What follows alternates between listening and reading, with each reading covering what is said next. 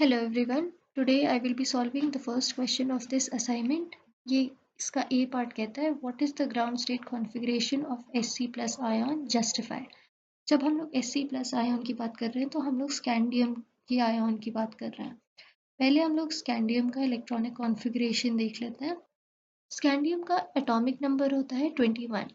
तो उसका electronic configuration हम लोग लिखते हैं according to the above rule.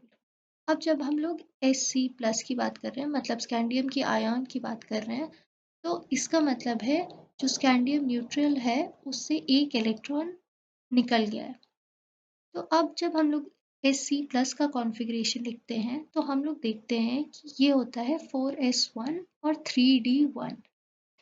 अब द क्वेश्चन इज कि यहाँ पर ये 4s2 और 3d0 क्यों नहीं होता है, क्योंकि जब हम लोग फिल करते हैं तो हम लोग 4s2 में पहले डालते हैं उसके बाद 3d1 में डालते हैं, राइट।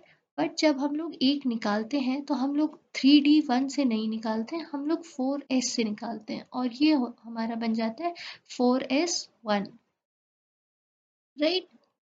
तो इसका रीज़न है कि जब हम लोग 4s1 इसलिए करते हैं क्योंकि इससे इलेक्ट्रॉनिक रिपल्शन डिक्रीज होता है और ये एक इनर्जेटिकली ज़्यादा फेवरेबल इलेक्ट्रॉनिक कॉन्फ़िगरेशन माना जाता है, ठीक है। क्योंकि 4s2 जो होता है इसमें दो इलेक्ट्रॉन्स है, राइट। 4s2 में दो इलेक्ट्रॉन्स है, 3d1 में एक इलेक्ट्रॉन है। अगर 4s2 से हम लोग एक इलेक्ट्रॉन हटा दें तो ये 4s1 बन जाएगा। हमारा जो इलेक्ट्रॉनिक रिपल्शन होगा वो डिक्रीज हो जाएगा। तो ये ज़्यादा फेवरेबल है रादर देन 3d0 हम लोग करें और 4s2, ठीक है। तो ये Sc+ का जो कॉन्फ़िगरेशन होता है ये ज़्यादा एनर्जेटिकली स्टेबल होता है, इसलिए हम लोग इसको 4s1 और 3d1 कर लिखते हैं। आई होप ये चीज़ समझ में आई। इस क्वेश्चन का सेकंड पार्ट है why zinc and cadmium are soft metals.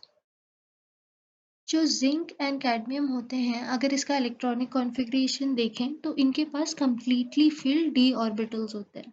तो इनके पास कोई अनपेयर्ड इलेक्ट्रॉन नहीं होता है।